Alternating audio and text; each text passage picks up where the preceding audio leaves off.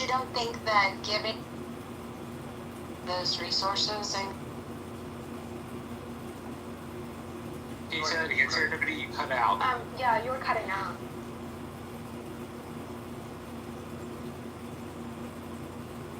You're having a problem with the mute button. Maybe she's in a glitch.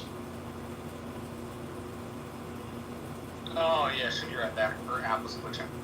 But yes, that's my general take. It seems like it is within the interest of the U.S. to be minorly involved, but not majorly involved. Supplying weapons seems like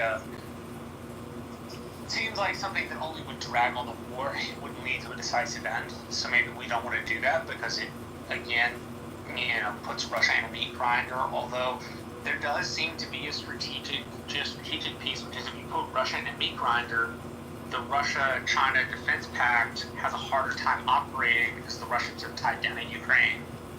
And they may not have the either energy or military resources to redevote to helping China with its defensive strategy in Southeast Asia. Having said that, I have been on this kind of train for the last several years, which is we need a bigger U.S. Navy. We need a bigger U.S. Navy. We need more ships. We need more people. China's going to be a 400-ship Navy in 2039 or 2040. And while it takes time to gain the expertise and become a blue water Navy and become proficient at it, the inability of the American public or the American government to adequately recognize that we need to bulk up our Navy is a problem. We also have to deal with the Jones Act, which requires a lot of stuff to be manufactured domestically, a lot of ships to be manufactured domestically, which I think having a domestic manufacturing base is really important. But in the short term, why don't we look at buying destroyers from South Korea or Japan? They make fairly decent destroyers, as I understand it, and that would help us push off some space in which to get our domestic manufacturing house back in order. Because at least as I understand it, the Navy is supposed to get something like 15 ships a year, and they'll only be getting 5. So for folks who don't understand why I'm focusing on the U.S. Navy, from San Diego to Seoul, South Korea is 6,000 miles.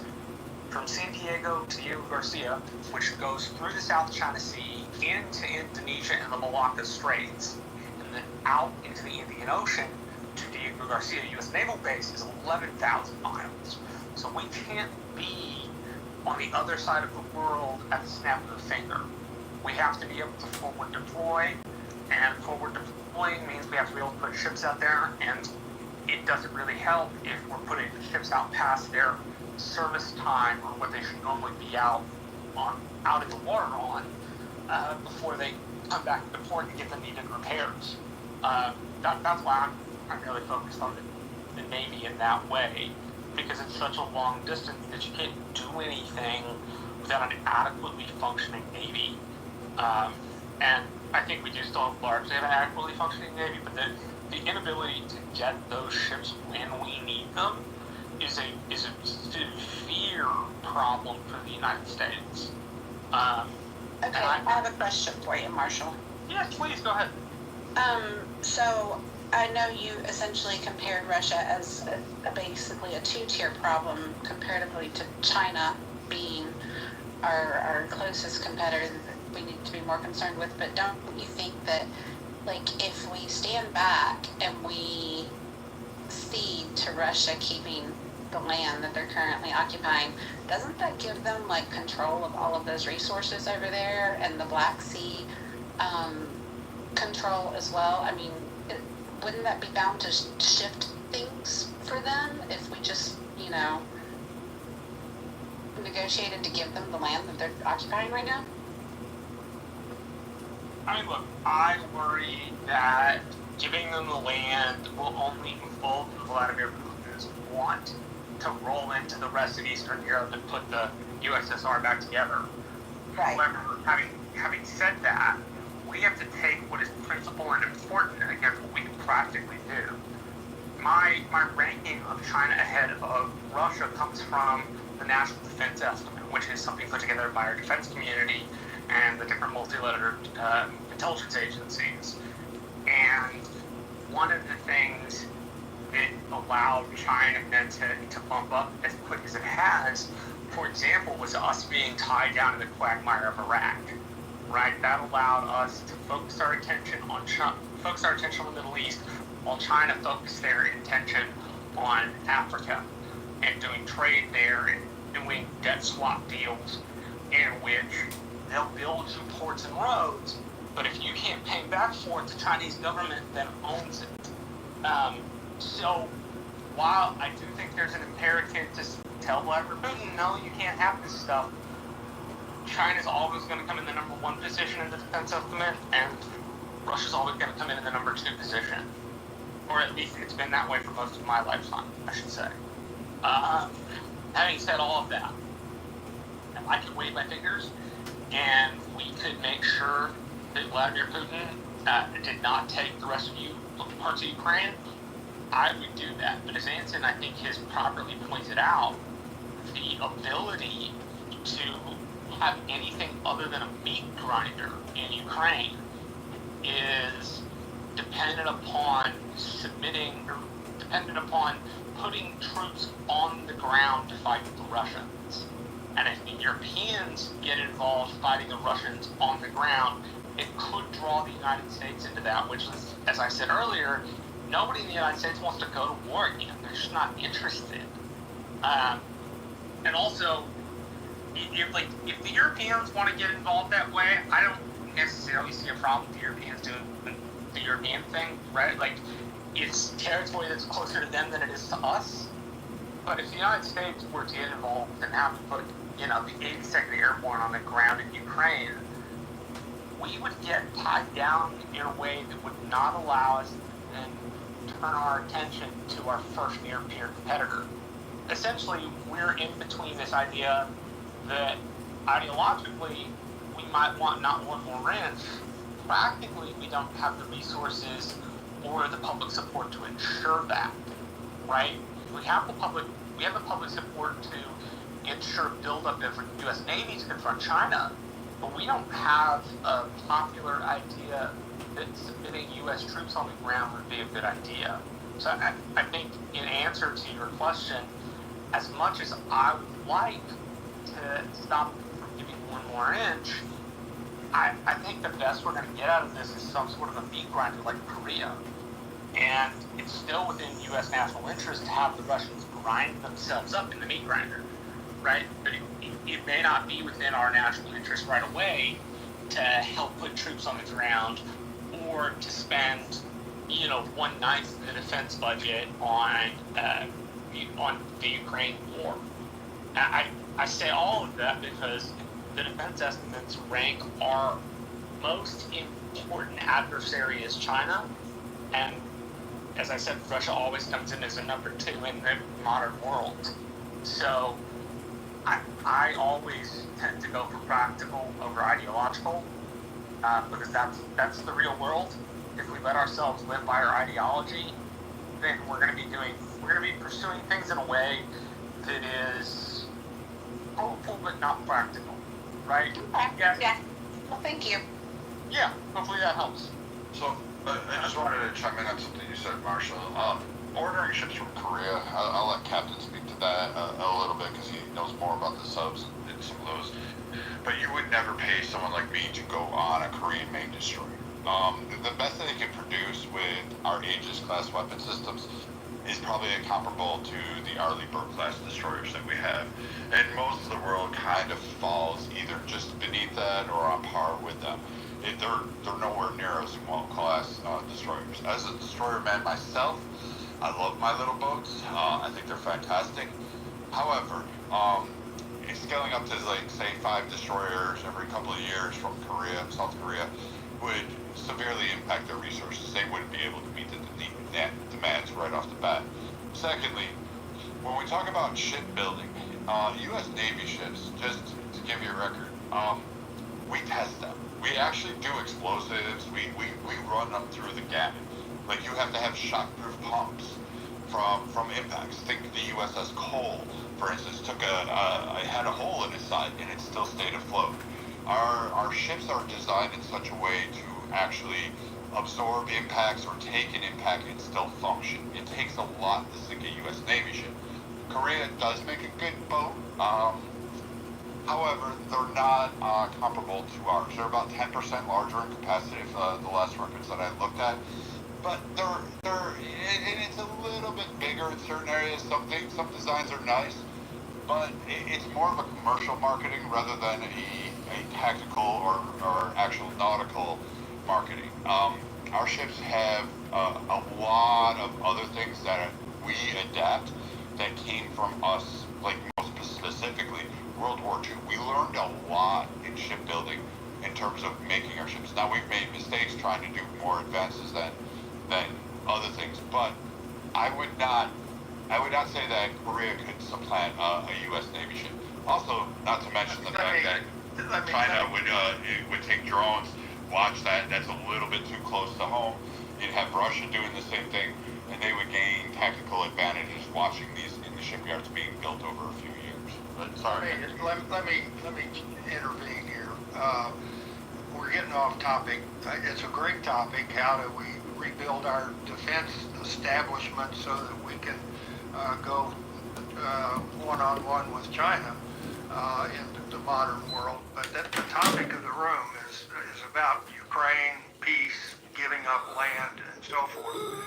And I want to see if I can, and Brad has brought up a good point that he thinks Russia is going to wear down in a meat grinder faster than Ukraine, maybe. So let's talk about Friday night after Trump and Putin have their session. Would it be in the best interest of the United States and NATO and Ukraine if Putin refuses to give an inch and Trump recognizes that, he walks out of the room and says, we're going to keep fighting, but we're going to keep fighting with the U.S. providing arms to Europe, which Europe buys and then gives to Ukraine. We're going to continue the meat grinder, and we're going to wait and see which side wears down faster and sues for unilateral peace, maybe not unconditional surrender, but which side is going to surrender first. Is that the best it could come out of this session with Putin this coming Friday? If I could jump in, is it the best scenario? No, right? Is it the most likely and the most probable? Yeah. Unless, as I mentioned before, what is the best scenario, Rob? the best scenario is they find a way to make a deal and cut it out, right?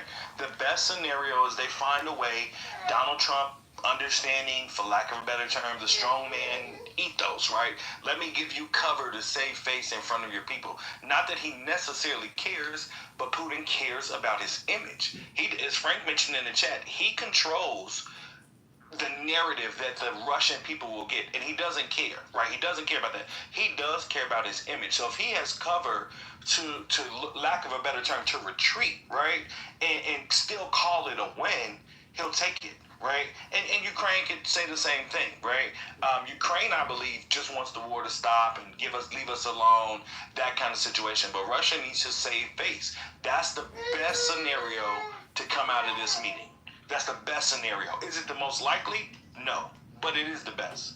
But you agree that Ukraine has to cede significant land to Russia in order to achieve that outcome this Friday, right? From a pragmatic perspective, they have to give up something.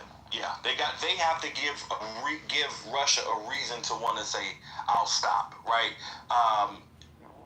I don't think that he will. I don't think he's not incentivized to do so. The only incentive for Zelensky to do that is if the United States, vis-a-vis NATO, says we're done. We don't have the capacity anymore. We don't have we can't. I'm not going to do it, right? If the United States says that, then Ukraine Ukraine doesn't have the prerogative, and they'll try to cut the best deal that they can, even if that means giving up some land. But if the United States stays in it, stays funding NATO, stays giving intelligence, stays giving weapons and money and things like that, we can last as long as the United States can last, which we assume to be forever, right? And Russia's gonna say, well, I'm gonna stand it too, you know. That's also a very real possibility. I defer to Marshall. He's a little smarter than me in these kinds of things, but from my experience, the most probable scenario is that it just keeps going on. I think the most probable scenario is nothing changes. They had a good fucking talk, they had something to eat, and it stays the same. I think that's the most probable, unfortunately. Are you asking like how to win while getting a peace at some point, Captain? No, I'm not. I'm basically going to rely on your position that Russia's losing the war faster than Ukraine is, and we keep the pressure on through current sanctions, more sanctions, continuing to resupply Ukraine vis-a-vis Europe so it doesn't cost us any money. In other words, is that the best way to go in the best interest of the United States this coming weekend? Do you think it is? I think that was your position, that Putin's going to lose this faster than Ukraine is, so let's keep the pressure on and let's wait and see what happens in the future, right? That's only if U.S. and European forces, NATO overall, and maybe India and South Korea, if these countries come to some agreement to supply Ukraine. India is going to stay in the middle road. They don't want any part of it. South Korea has been supplying their weapons. NATO is like, it's just a whole mess there, sir. So I would say unless Trump is going to lead the front, and again, we're right back at square one where we're going to do funding, and it depends on how fast that aid would get to Ukraine. I think if you dropped massive amounts of aid, and I mean military weapons to Ukraine, could they rally and actually push Russia? Most likely, most definitely. If you gave them the right systems, you gave them the right air support, and the U.S. said, you know what, hell with this, we're just going to put a blockade in the Black Sea. Good luck, Russia. Let's see what you got. And did a combined NATO force in there, and then actually sanctions the shit out of Russia, sir, I think you'd have a winning strategy. Also, if I was Zelensky, I would be funneling, low-tiered explosives, weapons to the centers in Russia, saying, blow up spaces. Some of you may not like that. I would orchestrate that. I would say, this is for my nation. I'm going to hit your hard spots. I'm going to get the people so upset with you that they're going to say, hey, we need to stop this, and I'm going to hit soft targets, and I'm going to hit areas where it'll have economic impact as well as optics impact. I'm one that says the rules of war can be changed. I would also say, if everybody was serious about it, Putin is this evil guy. Well, if I was Zelensky, I would probably try to orchestrate a team to assassinate him. I would just do that. I mean, what are they going to do? Hold him as a war criminal? No one's called for that yet. I mean, some Republicans will, some MAGA types will, some on the left will, but no one's going to really do anything against Zelensky. So again, summarizing, if I may, Brad says keep fighting, and keep fighting harder than the current status quo. And the only thing I would suggest that is a problem with that is if we stay in the position of we're continuing to use our military-industrial complex to provide the bulk of the material to sell to Ukraine, I don't think our military-industrial complex at this point can keep up with the war. I think that we are scraping the bottom of the barrel to produce enough weapons right now just to keep Ukraine supplied. Can we fight harder from the United States, not by putting boots on the ground, but by giving them better and more weapons? I think that's going to be a huge challenge, and it's going to be a very expensive one. May I ask sort of an elementary question. Sure, go ahead. Do we know why we're supporting Ukraine and say that the U.S. and European partners, allies, are supporting Ukraine? Do we understand why we're doing that? I think we do. We're supporting them because Vladimir Putin has decided to break the agreement post World War II, which is that countries don't wantonly take other countries' land, despite the fact that Putin considers it a buffer zone. Okay, so we're funding a war to enforce rules or guidelines.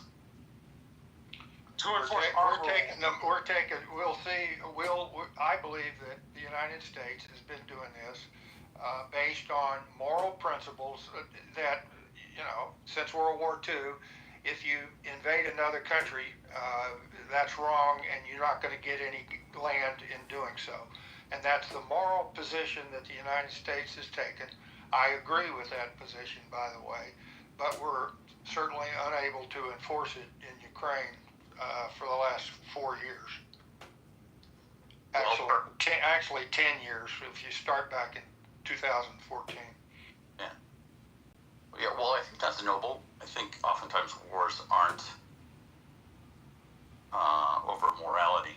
He doesn't have anybody perhaps more often anymore they're over like he had the resources. first time around. And so, he did have some people. I think it's my perspective that is maybe not well understood by the general public, that the resources, or more specifically, the land that Putin has occupied and now occupies, how resource rich and important those resources are to the energy security of our greatest allies in Europe, and how that if those resources were to go into the hands of Russia, they further their monopoly on both oil and natural gas.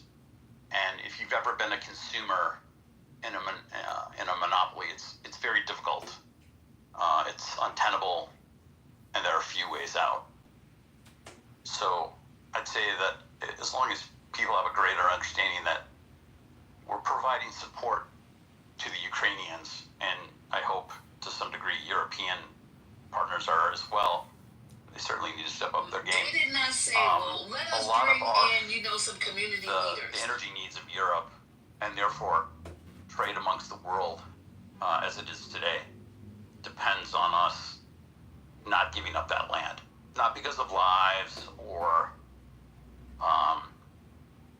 relations, but because of resources, which is the basis of most conflict in the world. It's over resources. We've got a new guy on the stage that I don't know Phil, I don't know how long you've been listening, but we're really wrestling with this problem, and I wonder if you've got any insights as to cessation of land, what should happen on Friday, etc. You want to contribute your insight? Thank you, Hanson. Listen, I can talk way too much. I'm going to try and be incredibly brief.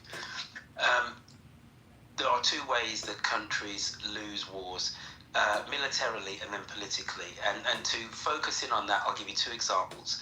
At the end of the Second World War, the Germans lost that war militarily, i.e. the Allies, the Russians, went all the way to Berlin. The Germans could not put another army in the field, defeated militarily. If you look at Vietnam, America lost that war politically. So the North Vietnamese, the Viet Cong, did not go all the way to Washington to defeat the United States. But the United States just said, this is costing us too much to keep prosecuting this war. We're getting nowhere. So if you understand the way that wars are lost, militarily, and then also politically, it then kind of informs what is going on with Russia and Ukraine. So if we look at this, it's an asymmetric war, i.e. the Russians actually could wipe the Ukrainians out tomorrow by dropping nuclear bombs. They're not going to do that because it'd be the end of the world, and even if they did a relatively small nuclear strike, the whole world would turn against them. It'd be such a ratcheting up. But on paper, it's an asymmetrical fight. So what are they actually fighting for? The Russians thought they could knock the Ukrainians out of the field militarily by going all the way to Kiev, having a regime change, and then they could then take the land in the east, which is exactly actually what they've done. However, the Ukrainians were fighting to A, defend their land, and hoping that at some point the cost would be too high for the Russians.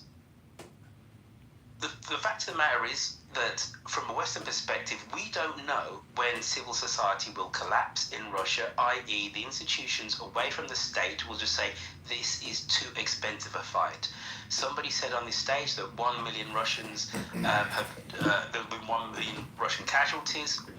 That appears to be the Western consensus. We don't really know, but it appears to be the consensus. And if you look at when Russia fought the war in Afghanistan, it was much less Russian casualties, which then caused Russian mothers to complain and to demonstrate in Moscow, St. Petersburg, etc. and say we need to bring our boys home. But Putin has a much more iron grip on Russian society and the political apparatus than Gorbachev did at the end of the Soviet Union. So, rationally, the Ukrainians are going to have to give up some land regardless. Crimea is gone. The West has tacitly admitted that since 2014. That's gone. It ain't ever coming back in a plausible scenario. If you look at a map, it's a quiet secret here.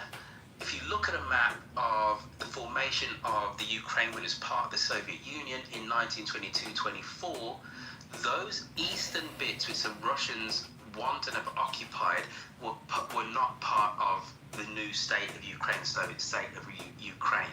Actually, what the Russians have done is literally got all of their war aims, apart from having an acquiescent regime in Kiev. So, what are the Ukrainians fighting for? And bear in mind, I'm on the side of the Ukrainians in this fight. They fought for their independence as a state away from the Russian yoke. They fought for that. They've managed to do that, and they've forged a new national identity, which is much less Russian than it was before. And I forget what the percentage of the Ukrainian state that spoke Russian, let's say it was 30%, 20%. It's somewhere between those two. There is a much more homogeneous Ukrainian state which has been forged. They can valiantly say, we have defined who we are as a people, and actually they can walk away with this with honor. It feels like a relative defeat, but actually their political independence has been kept. I rest my case. Mr. Royfield, I still have that bottle of bourbon made by that great assistant distiller for you sitting at the cottage. Next time I'm in the great snowy north of the United States, my friend, I'll come look you up. Yeah, promise if you say that about the next time you're in the Pacific Northwest, and then suspiciously your trip comes and goes, no phone call, no look. Wait a minute. I have not been to the Pacific Northwest in forever. I have admittedly been to the great state of Minnesota. Fair enough. Look, we have 15 minutes left in this room. This is a good opportunity for people to get their last thoughts, and want to just welcome anyone that hasn't spoken yet to get those off, and then I'd love to hear Anson, your conclusion after hearing people's points, what you think. So anyone that hasn't spoke, go now. And stick around, Royfield, because I really would like to get your feedback on what I'm going to say later in the next 10 minutes or so.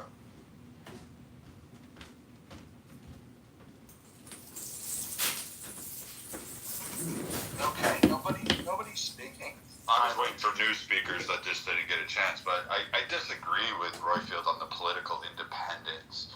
I think, unfortunately for Ukraine, they have too many devils they're dancing with, too many high-level interests. If I was Ukraine, I'd be wary of the U.S. I'd be wary of taking a dime. It comes with conditions, and the U.S. is notorious for exacting its price. It will get double what it invested in.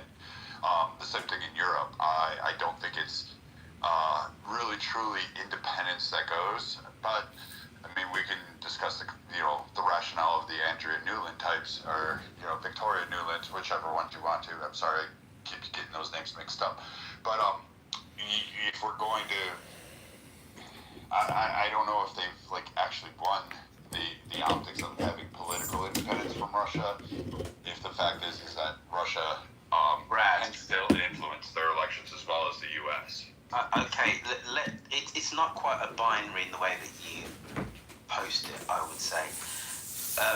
More Ukrainians than didn't prior to the invasion wanted some level of a closer alignment with the EU.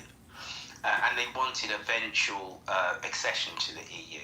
And that's not an opinion, that's just a fact. And you had changes in regime, Yanukovych, etc., in Ukraine, which kind of mirrored that. But there was a strong element, people in the east, people in the south, who were ethnically Russian, or at least spoke Russian as their first tongue, who wanted to more align the state with Russia. Now, if those territories have been cleaved off and now part of Russia, the demographics alone will tell you you have a more homogeneously Ukrainian state. Again, that's not rocket science, that's just the practicalities on the ground. So, whether the Ukrainian state is going to be in the pay to America, I would kind of question that in the medium to long term, but they have fought and won their independence away from being part of the Russian sphere of influence. And Wheel made a point, which I thought was quite clever. He said, why are we backing the Ukrainians in this? And Anson, or somebody else kind of, I think it was Marshall, sorry, answered this by saying this was a point of morality and political and geopolitical norms since 1945, that in Europe, countries don't roll over borders and snaffle other people's land. And whilst that is true, the real politique of it is, if this had happened in, I don't know, Asia or Africa, we wouldn't really be that bothered. The West is more bothered about this because A, it's Europe, and B, these countries, the next countries potentially to be threatened are the Baltics, who are part of NATO, and so they get incredibly jumpy. So you have to then understand. Yeah, 1 minute, son. My son's at the door. You have to understand in the wider geopolitical context, the Ukrainians have pushed themselves away from Russian influence. That's a fact.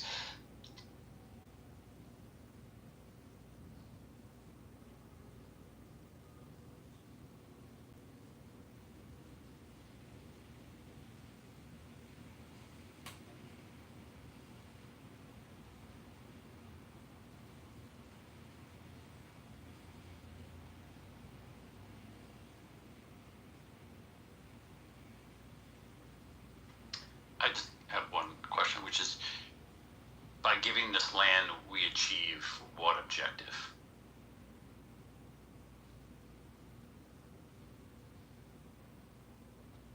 Peace. You mean getting Ukraine? Yeah, by giving away portions of Ukraine, again, ignoring the resource-rich nature, we receive peace.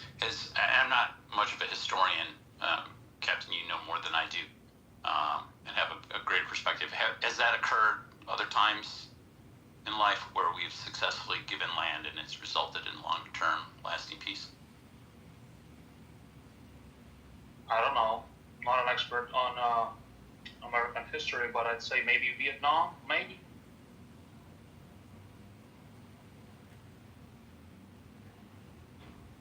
There are loads of instances throughout history where there have been peace treaties which have been concluded.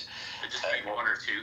have a look. Well, you could go to the Congress of Vienna in 1815 when we defeat Napoleon, and actually what the Allies don't do is carve France up into pieces. Basically, the French national borders of today are the French national borders which were defined by the Congress of Vienna in 1815, and the French were defeated. Like, they basically are the same. So there are loads of examples.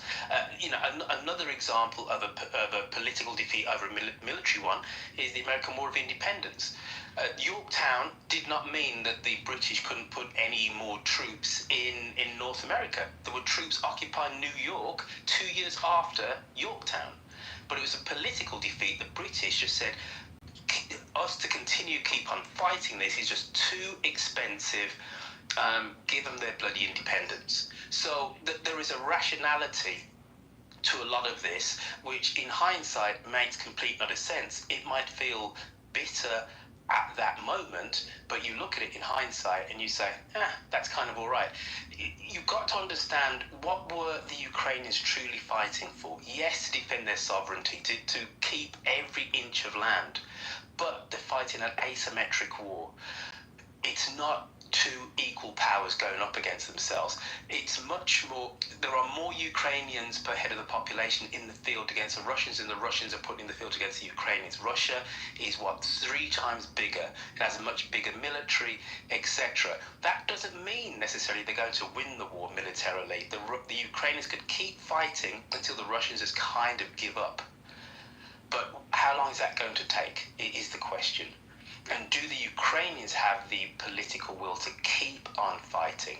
Do they have the economic heft to keep on putting those troops in the ground? Do they have the manpower, etc.? And will their allies keep going?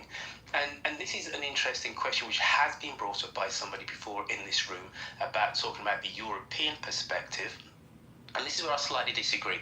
Americans generally kind of think that NATO is completely an American-backed thing, and it is an American-backed organisation. However, with the accession of Trump, what has happened to NATO is that all of the NATO countries are now spending much more on defence, even Germany. So there is a very clear difference between European support for Ukraine and American support.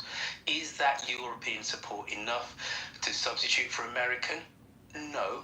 Not yet, but there is a scenario, I would say it's not likely, but there is a scenario that the Americans could just say, fuck it, doesn't really matter, and the Europeans kind of just say, no, we're going to keep going with this, Macron, Starmer, and the new Chancellor of Germany. It's not that plausible, but there is one way that the Ukrainians could keep going, but for what?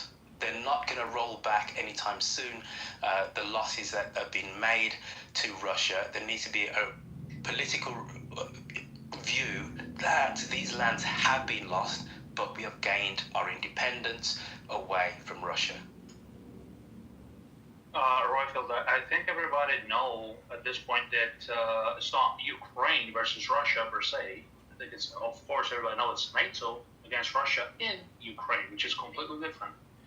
We're talking about Ukraine. Ukraine could have been finished already, let's say, in a matter of a couple of months, maybe 2-3 months. That's not true. That's not true. There's a large elements of truth to what you're saying, but that initial push by the Russians, where they thought they could just go down from the north and be in Kiev in 2 to 3 days, what stopped them wasn't NATO. That was this will and the resolve of the Ukrainian army. And, to be honest, the incompetence of the Russians, because they thought they were just going to go in and in effect have a coup d'etat and put a Russian-leading government there. They were not properly prepared for a long war. So they just trundled in. But it was the Ukrainians' fortitude and determination which turned them back. It absolutely was. Don't get me wrong, what has kept them going has been NATO arms, which is really a pseudonym for American arms. But initially, do not underestimate the fighting resolve of fighting for your homeland. It's one of those massive imponderables when you look at wars. Which is the reason why Just Did you say just, imponderable? yeah, it's one of those things you can't factor in. So That's you a can good word. I've never even heard it. Welcome to British English, my friend. We have many of these types of words which you Americans can only but dream of.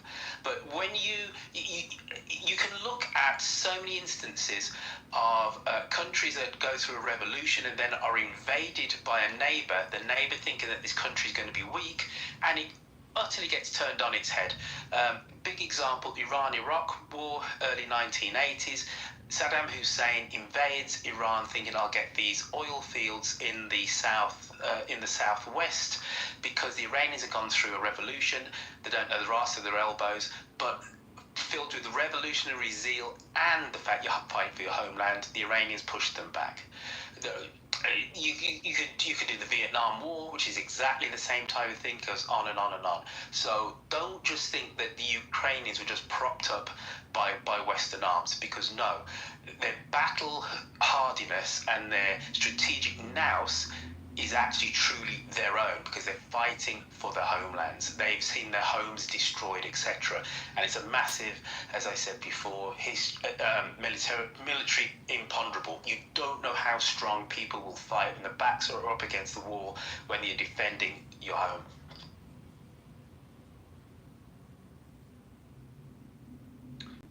I think there's an opportunity here, at least for the United States. We're witnessing sort of a transition from an old conventional kinetic war to a highly technology-based conflict where the more technology is used, the fewer people are being lost on the battlefield, or at least that's a perspective, certainly a Ukrainian perspective or a bias from a Ukrainian standpoint. They're substituting drones for soldiers and having great success recently, 2, 3 months, 60, 90 days, something like that. But why maybe perhaps is the U.S. so reluctant to flux a little bit of technological might if we're so damn sophisticated and mighty, is maybe my question. Like, why you don't see a chess master forego an opportunity to sit down at the board and move some pieces? Why are we so reluctant? Why are we so, shall I say, cowardice? Let's not forget that this is the cheapest it's ever going to get to kill Russian soldiers, and for that alone, we got to weigh that in. Anson, you want to get some final thoughts here?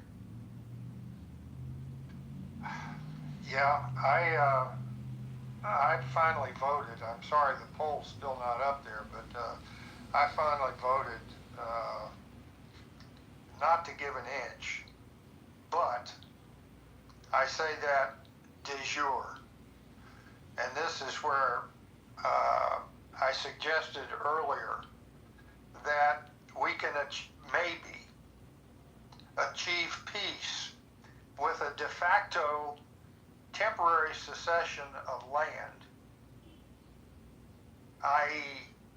have an armistice on the current battle lines, and then not cede land de jure through an ultimate peace treaty.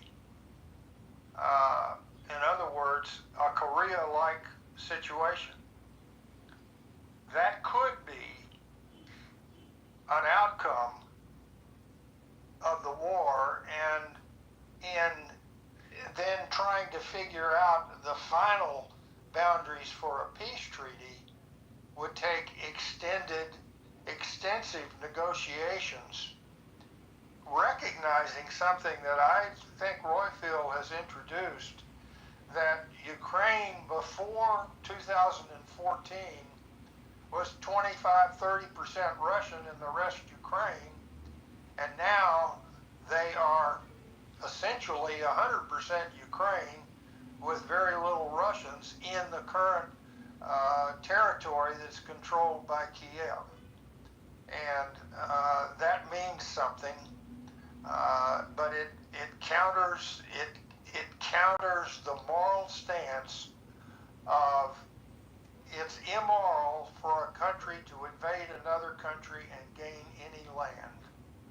And I don't know how you convince, well, you know, and Royfield also said that's really just a European situation, European slant Eastern Asia or Western Asia situation, if you don't consider Russia European.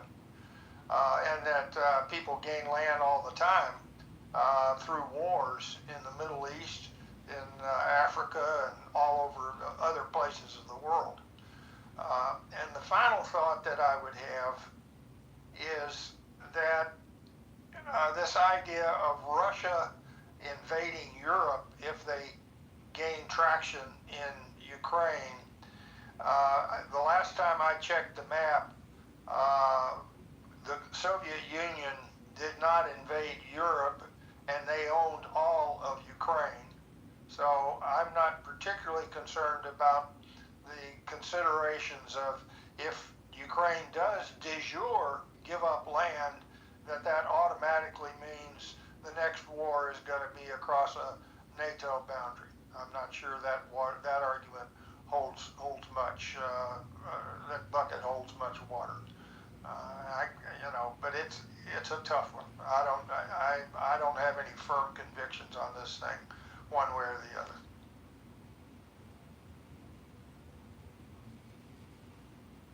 But I can wrap it up with a de facto armistice ceding land, holding in abeyance a de jure peace treaty ceding the land legally such that world maps are drawn with new boundaries across the country of Ukraine.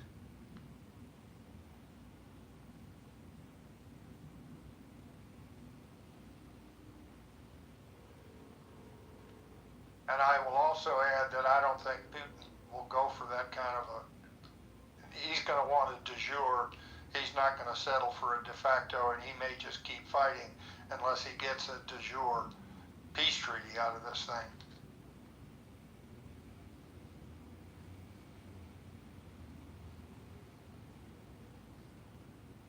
Good room. Again, good discussion. Thanks for doing it, Roger. Yeah, absolutely. Look, everyone, I posted up top. You guys might want to RSVP. We're going to do the official money bomb for John Kitover for Congress. It's going to happen at 5 o'clock Pacific time, about an hour and a half from now. So you guys might want to RSVP for that. Thanks for showing up.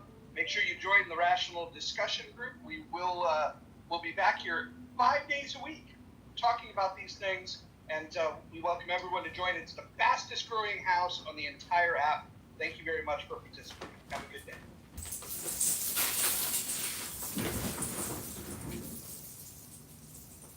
Hey, I wanted to thank everybody. I just set up a campaign to contribute to candidate Congressman John Kitover. If you do want to join that room and you do want to give $1 or $200, I would greatly appreciate it, because that money will be used to recruiting on-the-ground people to get signatures on these ballots so we can get on the March primary. If you do want to contribute, that's what the money will be used for.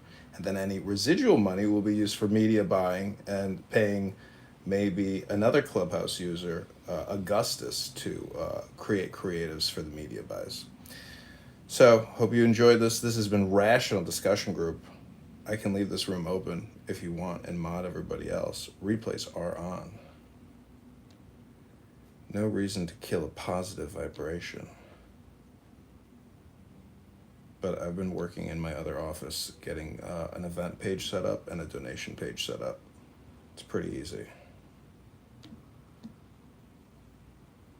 If you want to invite people to this room, feel free. The official John Kitover Congress Money Bomb link is pinned above. It starts in an hour and 24 minutes. So that's 7 Central, 8 o'clock Eastern Standard Time. If you go to johnforcongress.com, or I will pin the link here as well. Let me see if I can get it. It's on my X account. Let me see if I can.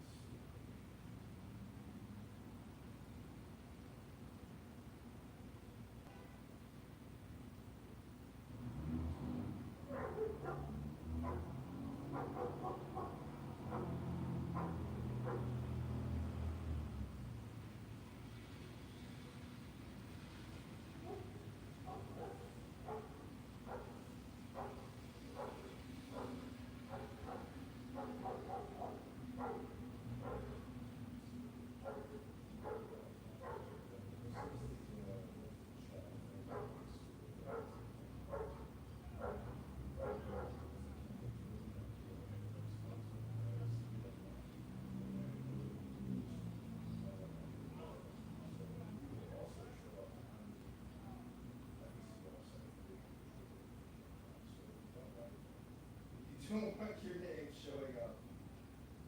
Yeah, we see what's in jail. What would you like? You know, Congressman, you should consider contributing just $1. Maybe check my box.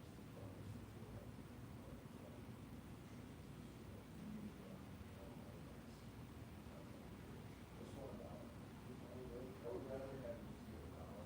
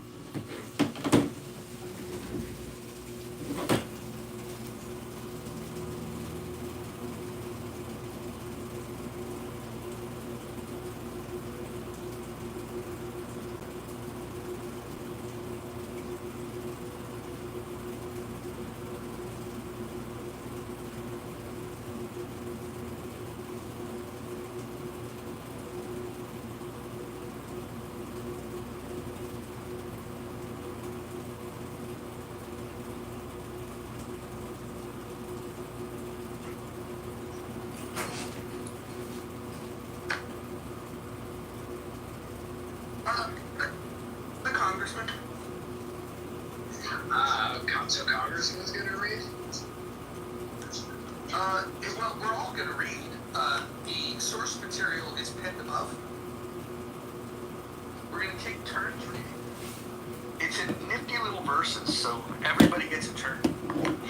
I can't participate as a psycho-silver actor. Really? Signed an NDA. You can't afford my rate, Roger. Well, I hope you know that Clubhouse owns the rights to your voice. That's right, exactly. They do, but you don't. Unless your buddy's streaming us. Is he streaming us in 27 rooms? He's not here yet, so this room currently is not being streamed. Are you still doing your 2 o'clock reasonable house room about National Guard? Oh, yeah. You've been added as a moderator, and the room started 1:50 to make sure we get it up on the room before we come here. Good to know. All right, well, I should probably do my pre-moderating warm-up exercises since I'm well, enjoy your afternoon. And maybe I'll check with my agent, see if I can jump into your room 150. Is there a topic for 150 or we don't know yet? Oh, we have a topic. We're talking about what's happening in DC. Well, that's right, you said that. I apologize. Dude, this one, choose something. You like the word juicy? Does Scarlet TTs like the word juicy? I like succulent down there. Succulent is juicy. I like the word juicy. What fun. It's better than moist. You don't like the word moist? Women don't. I like it.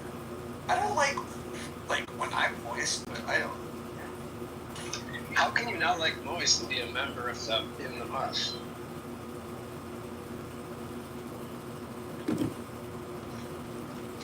It's not so bad. Watermelon's pretty good. Alright. Lowers uric acid levels too, by the way. Fun fact. Don't even know what that is, but I'll imagine that's good for you. Very good for you. And just in case people, medical tip, although I'm not a doctor, I did read this once. If you have problems urinating, eat watermelon, obviously, but specifically the watermelon seeds help with urination problems. For anybody who needs to know that information. The only problem that I have is urgency issues. Old wives' tale. I don't think those seeds should be clogging up the digestive system. If you chew them, you can chew them finely. Maybe grind them. You gotta grind.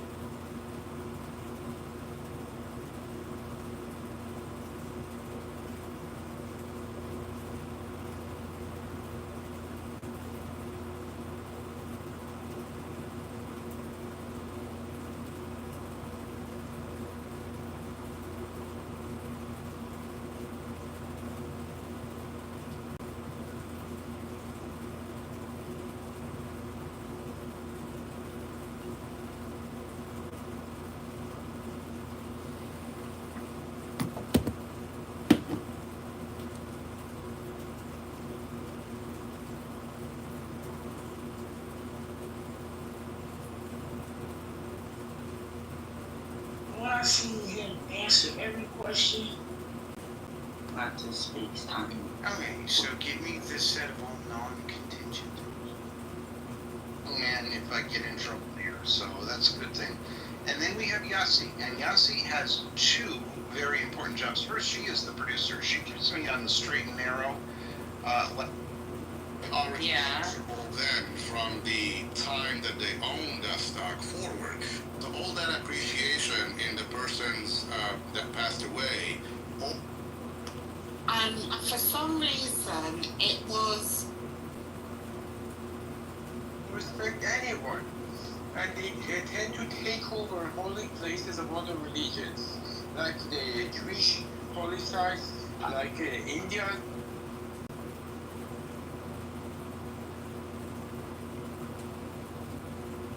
Agree with some of the shit that they do. If they're spiritually, if that's what they are, we kind of have to follow that. That's a part of spirituality, which is a large part of caring for human beings. Just because it.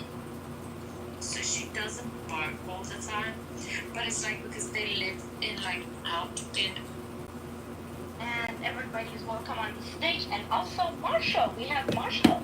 Oh, thank you. You see why Yasi? See why I need her? Because yes, Marshall, you want to say anything about your moderation? We'll get to the specifics on the topic as we go. But do you want to say good evening? Good evening. I, in this room, try not to be political. I try to just do the base historical research for the room. So I am getting ready to go get a haircut. So I'm going to be. I gotta go wash my hair real quick, basically. But I'll be around, and if we need to look something up, I'll look it up and send it to Yazi if need be, and we can get back on that. I work in campaign politics for a living, and I found remaining assiduously non-political in your room is one of the best ways to help. So, and it's very helpful, and we have some wonderful. Conversations. We don't always agree, but what I love about Marshall is that he is very fair-minded, and he is certainly not a member of the cult. I'll leave it there.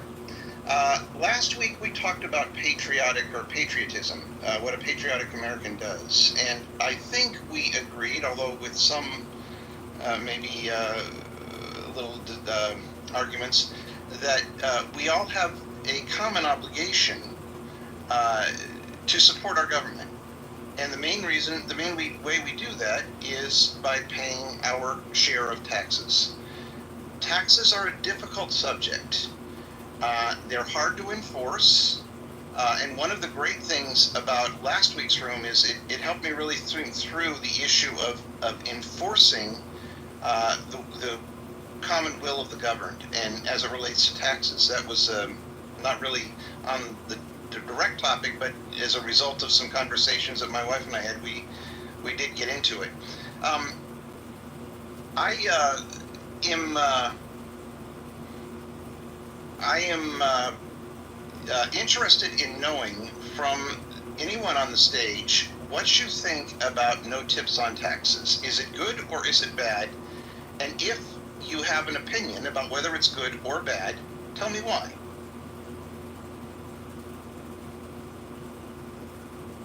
As you may know, this is one of Donald Trump's policy, no tips on taxes. Is it a good thing or a bad thing? May I answer? Yes. You may, Mojo. Not only is it a good thing, it's a great thing. And by the way, it's not his idea. Ron Paul was talking about this 15 years ago, and it was resuscitated. In fact, it was first brought up by Ron Paul when he was speaking in Nevada, and when Donald Trump started flirting with libertarians during the election process, he got plugged into things that might matter to them. And in the state of Nevada, where you have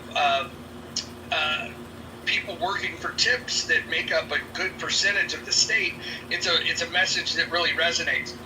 The reason why I think it's a brilliant strategy is that tips in general is, it's a gift. It's an extra. The idea of treating it like a wage has never made sense to me. It's something where, they already collect a wage. Now, we've normalized the practice of tipping them. Maybe if we normalized the practice of tipping people for any job that they do, that would be a good thing for them. But I'm not a big fan of looking for more ways to take money from employees.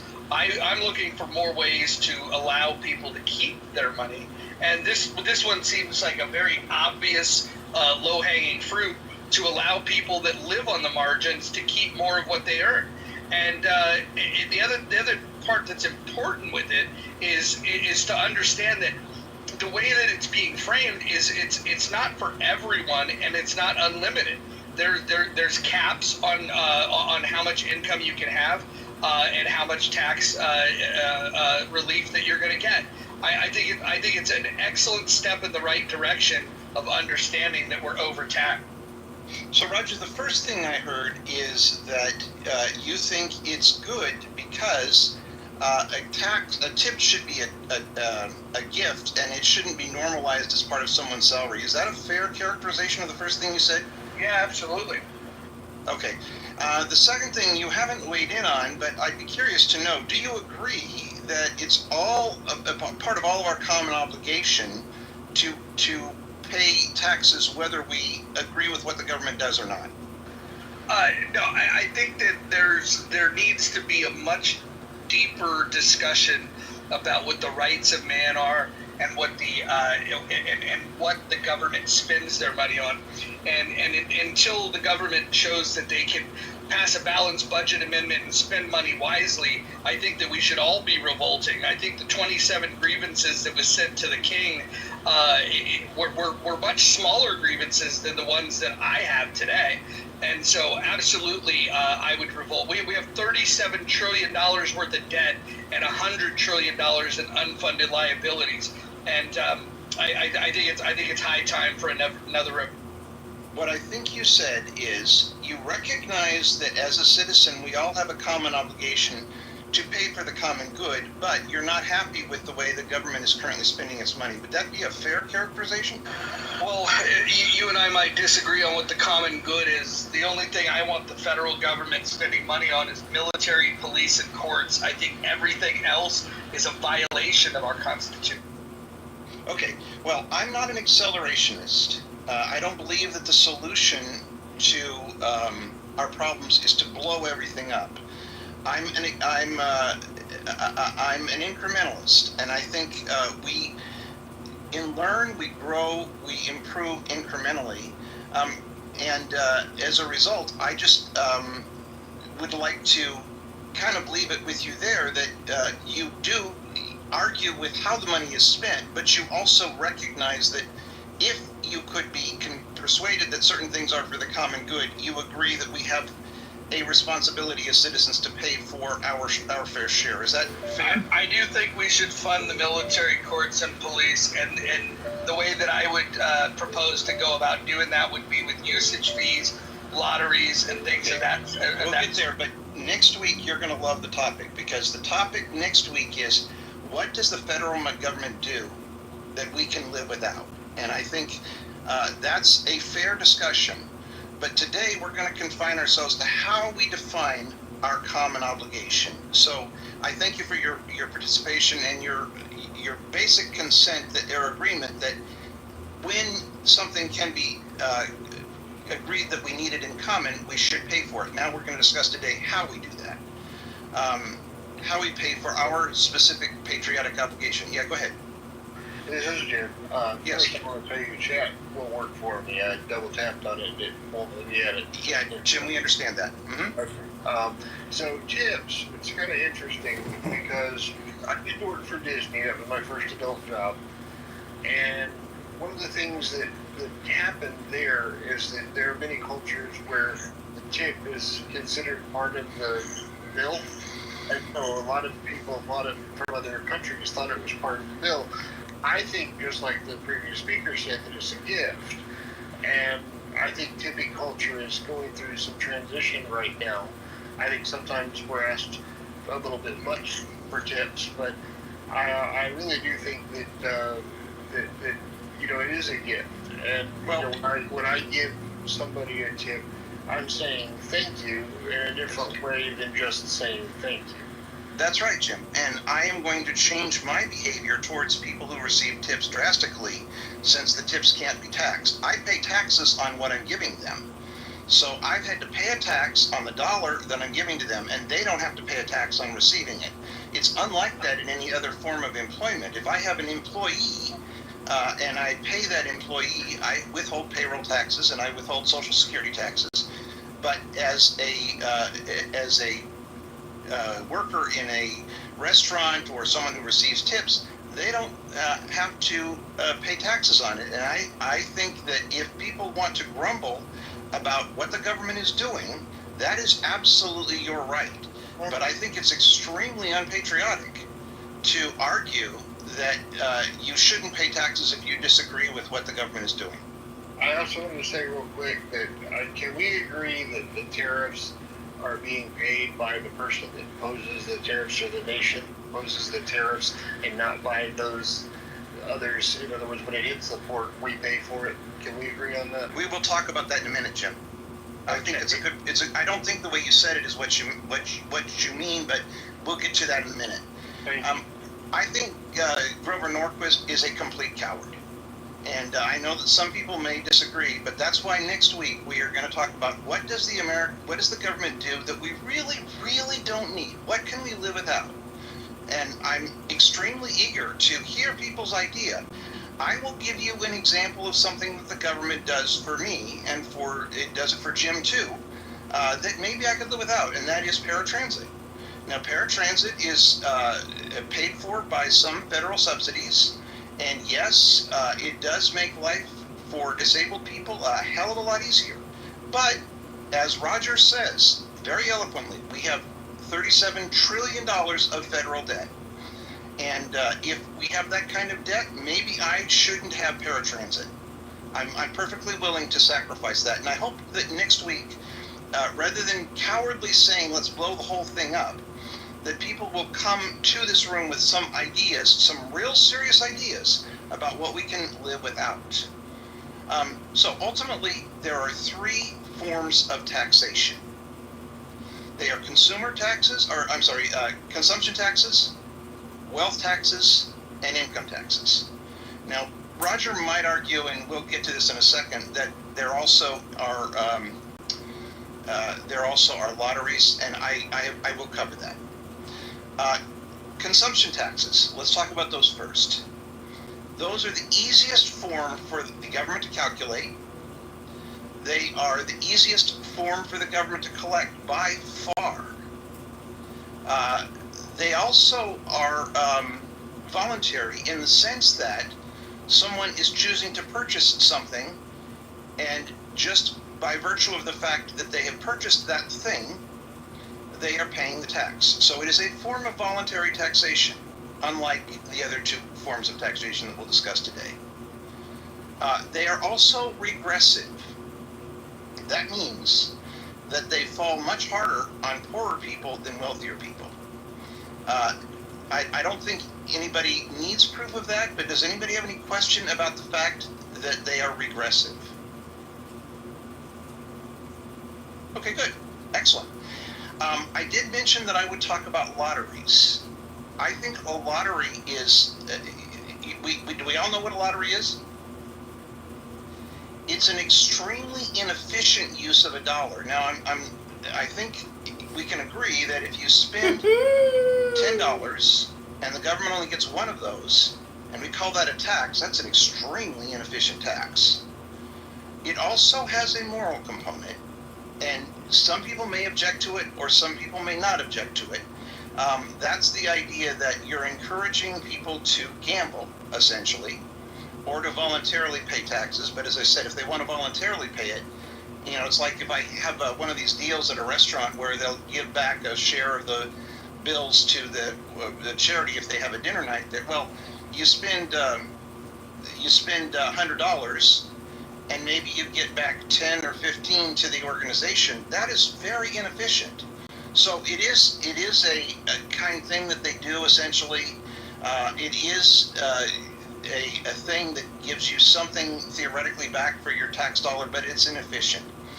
I also think there is a moral component to it in that the government is, with the lottery, encouraging particularly poorer people to spend money that they may not have. And I was a real believer in the lottery in California when it was put on the ballot in about 1987 or 88, I think.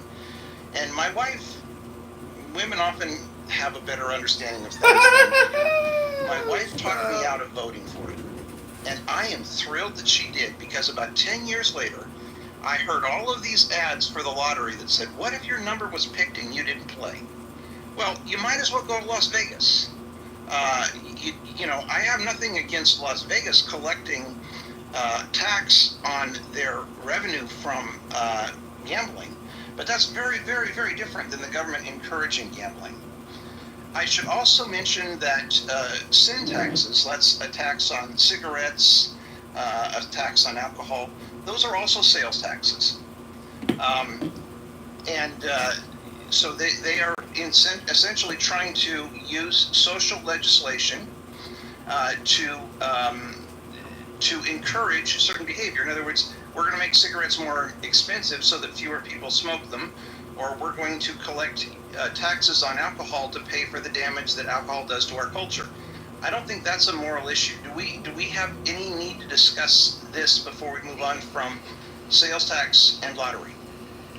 I'd just like to say, Alan, that in regards to the sin, well, I'll say two things.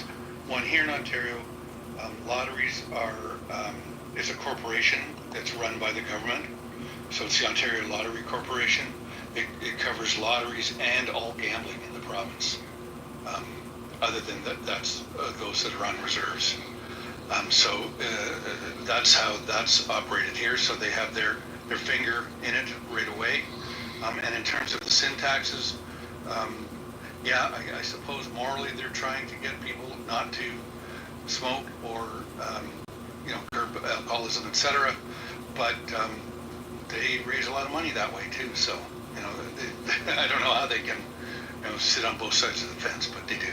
So. Well, personally, I'm a fan of sin taxes. I think, even though I think social legislation using the tax policy to enforce certain social ideas may not always be the wisest. I think sin taxes may be one of the best. I'm on the opposite side. I'm for tax credits for sinning.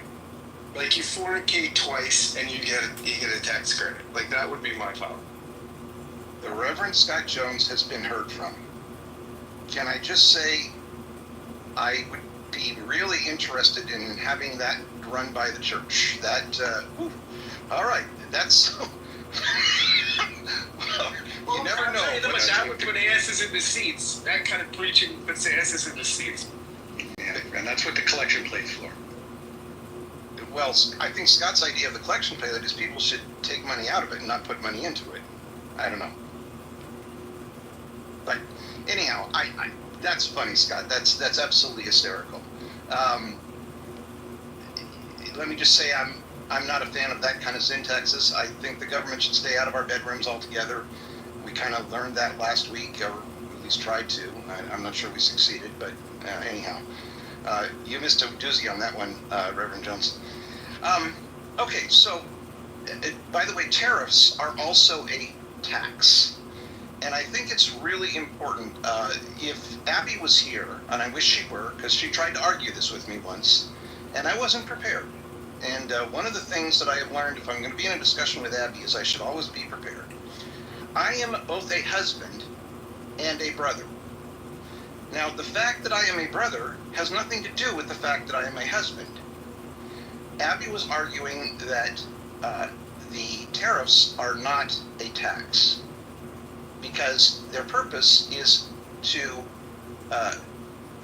foster and encourage a certain industrial process in the United States. That may be true. I am a brother. But as far as anybody is concerned, when they purchase something, they are paying a tax. And in that sense, it is important that we tell the truth about it. And a tariff is a tax. Does anyone want to argue with me on that? Good. I'm glad to hear that. All right. Now, the second form of taxation is wealth taxes.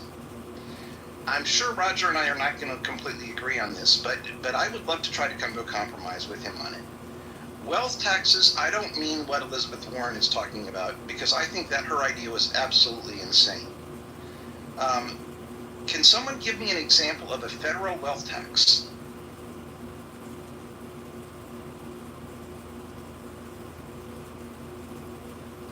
Okay, hearing none, I will tell you of a couple of them.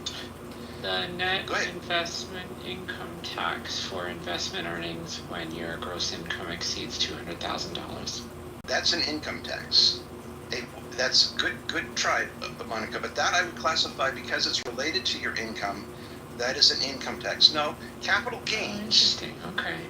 Capital gains and capital gains are gains on an asset. You bought a stock at 10, you sold it at 100, and you pay a certain tax on that gain.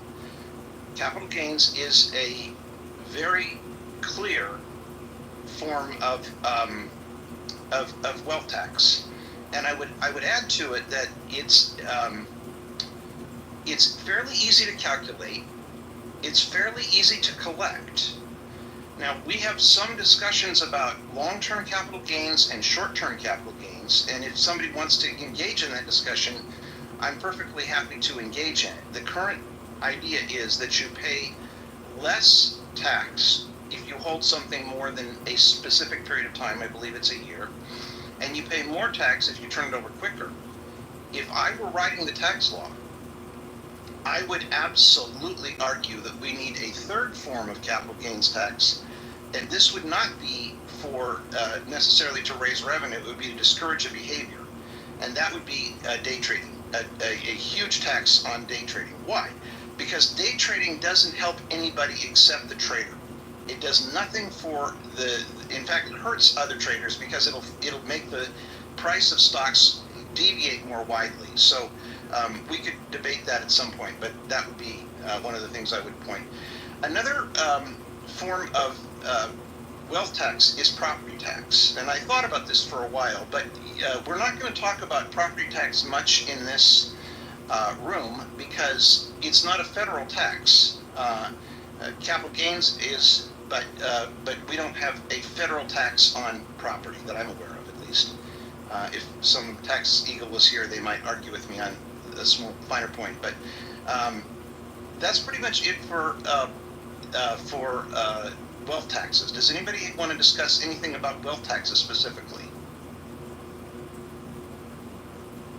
Okay, wealth taxes are not as easy to collect as sales taxes, but nowhere near as complicated to collect as income taxes. And that is the last form of taxation we're going to talk about. Oh, before we do that, though, there is one idea that I have for, it came up last week, and it's for dealing with reparations. I am not a fan of giving people money in terms of reparations. On the other hand, it is very clear that historically the black community has suffered from things that have kept their wealth from growing. So I would be a fan of incorporating wealth taxes, incorporating reparations into wealth taxes by perhaps giving blacks a higher allowance on their estate taxes than everyone else. But that's for another day. It's just one idea, and I'm not saying it's necessarily a good idea, but I think would you give that? Would you give that to would you have to be black? Would you have to be African descendant of slaves? So, I think you'd have to prove you were a descendant of slaves. Because, like in that instance, like you would get like somebody like Barack Obama, who wouldn't qualify for it, and Michelle Obama who would, right? I mean, yeah, you'd have to prove that one member of the couple was a descendant of slaves, and I think it would be. What I like about your question, Scott, is it gets to the essence of what's wrong with the idea of just paying just paying out a dollar amount. I'm very much opposed to that, but I think that if we were to reinstate what I think is one of the best form of taxation, which is inheritance tax. We would be all much better off. And by the way, I don't know if Roger is still in the room, but if he is, he was given a very good piece of advice, tax advice, the other day in a room, and I didn't get a chance to say it. It may not be to his personal liking, and I respect that, and I don't think the government should ever tell people how they should behave.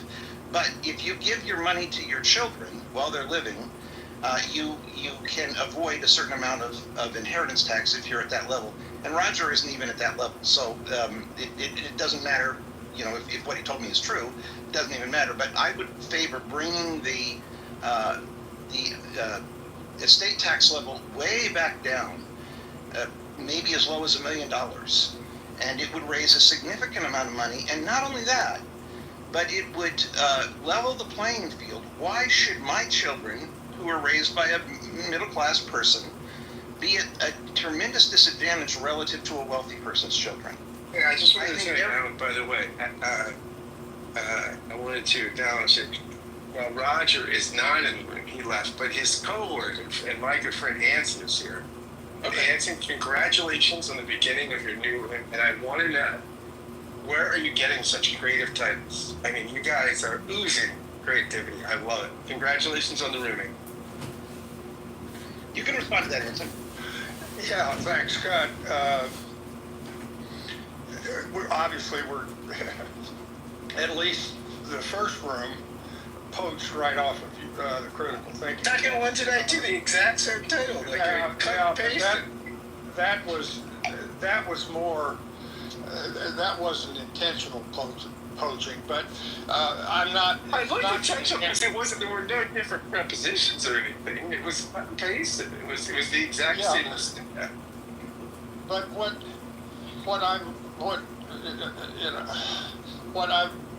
I'm trying to do is to get the opportunity, have a rational discussion rather than one person speaks, they go down to the audience, next person speaks. I really like the conversational mode and still being able to make forward progress, and thus far we've been able to do that. We've only had 3 rooms, and we also have a poll in the room so that we can check what the room temperature is. In other words, is there an overwhelming sentiment one way or the other, and then see how that poll evolves as the discussion goes in the room.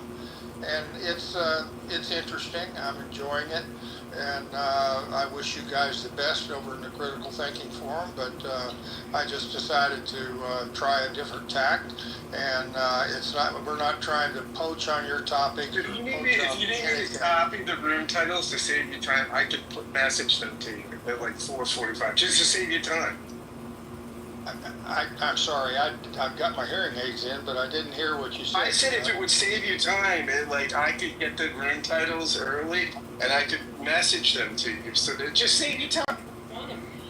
Well, I think between Roger and myself and Steve and Moose, we'll be able to come up with some pretty interesting titles. Well, if it passed this prologue, you had it, yeah. But I look forward to this, and I think you're a creative guy. I want to encourage you. I think you will. Well, we're trying a different approach, really, in the way the room is controlled, and how people are allowed or not allowed to engage in a conversation as opposed to a speech. And that is great. That's what we're trying to do, and thus far, I mean, today I have no idea what the output was in the Critical Thinking Forum as to whether Ukraine should give up land or not. But I'll tell you, we had a wonderful discussion, and the difficulty. Hell, I didn't know how to vote in the poll. I mean, the difficulty of that subject is intense. But we really had a great discussion, and it was not just a one position decision. There was a real a real blend of, more than anything, a blend of confusion and uncertainty as to what's in the best interest of America, Ukraine, and the world at large. I think Vladimir Putin thrives on American uncertainty and ambiguity. Oh, of course he does. Of course he does. Of course he does. But and he does everything in his power to stimulate that uncertainty. But we actually don't need much help from the Russians in that regard, because we are well, I'm not going to give my Great Divide speech, but I don't think Russia caused the Great Divide. I think we're causing it ourselves, but that's beside the point. Anson, but anyway, thanks for asking. And I'm going to stay up here on the stage. I don't really have any prearranged thoughts on your topic, but I'm interested in the conversation, and I might inject myself somewhere along the line here.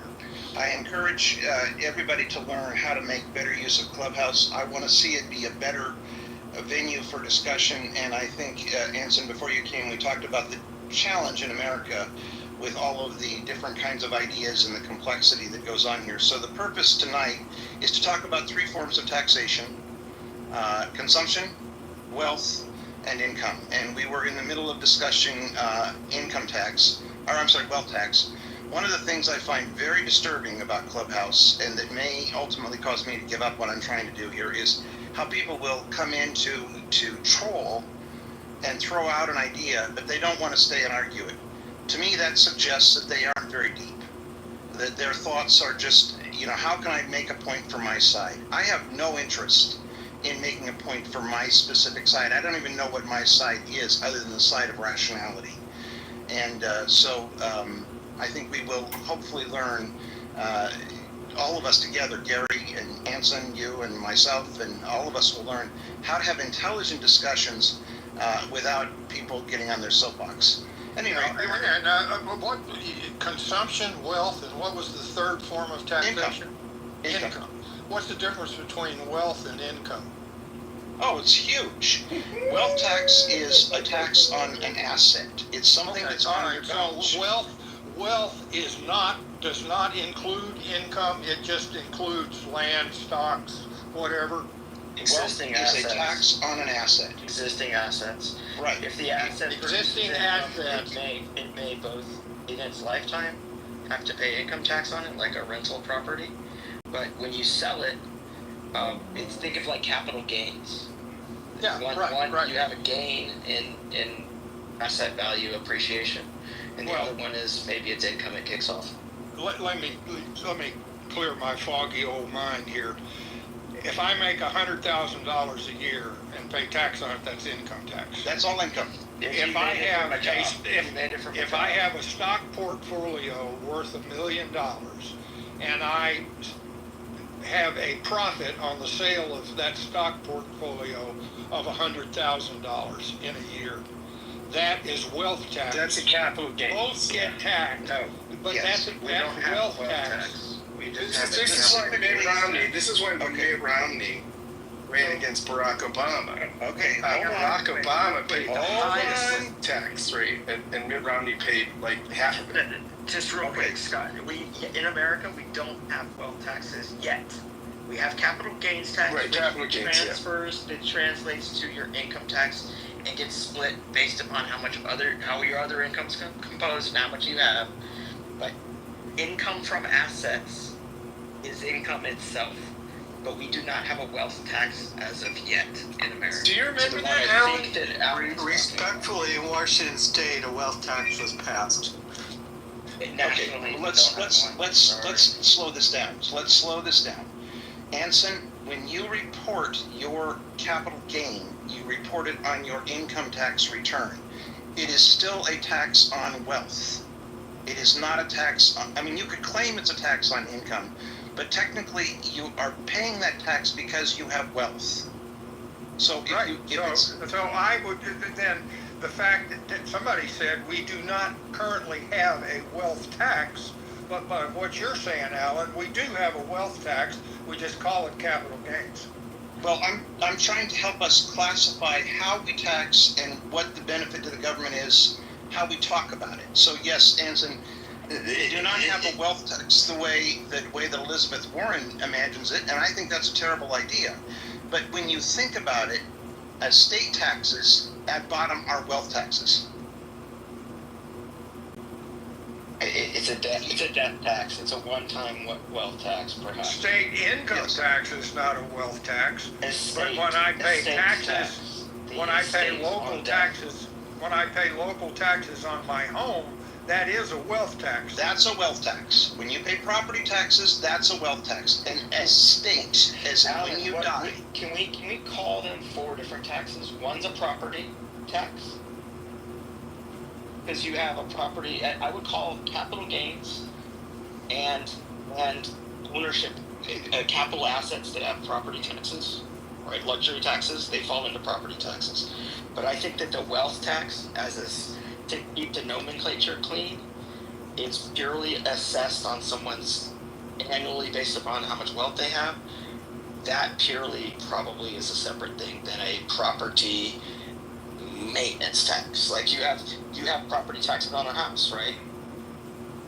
The point I'm trying to make is that if you don't have wealth, you don't pay that tax. And that it is neither regressive nor progressive. You don't have property. You can have wealth without any property. Yes. What if it's all cash in the bank and it doesn't appreciate? Then there is no wealth tax. Then it's not taxed except at death. Correct. So that purely tells you whether it's a wealth or a property tax. Yeah, I mean, I think the nomenclature is hard, but I don't think you can claim to be a patriotic American and then brag about not paying your taxes. I just don't think it matches. So the question becomes, how do we assess what is a fair share or a citizen's obligation? And because I'm trying to confine this to federal taxation and not get into local taxes, I think we have to define what they are, but I don't necessarily want to talk about them because I'm really only interested in discussions about federal taxation. So I guess the point I'm trying to make, David, is that if we would reinstate the inheritance tax down at a reasonable level like it was in the 1960s and before, it would level the playing field. Because why should, a billionaire's children get 100 times more than an average person's children? It would also provide a tremendous amount of income for the federal government. And it also would be, I think, one of the fairest ways to do it. Easy to levy, easy to understand. When we talk about income tax, which we will in a minute, that this whole puzzle becomes even more complex. I think one of the reasons people get so exercised about their tax is because they think it's unfair. And I think one of the reasons that they think it's unfair is they conflate a whole bunch of things. They don't look at the whole picture. They just conflate things. They'll do like Roger did and come in and throw a bomb, or not really a bomb, he just made a point, but they don't listen to the whole discussion, so they're really not very, very capable of engaging in the discussion. That's the point I'm trying to make. Okay, so any more need to discuss wealth taxes specifically? Yeah, if you're going to take the position to reinstate a very aggressive inheritance tax, and that is a wealth tax, then I've got a point to make there, but I don't, but I'll also go with the flow. All right, well, let's see what we get after the income tax, and then you can come back and maybe you may still want to make that point, because at the end... That's fine. Okay.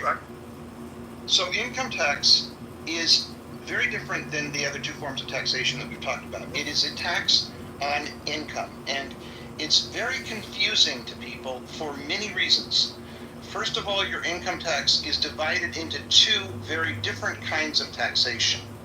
One is a progressive tax based on your income.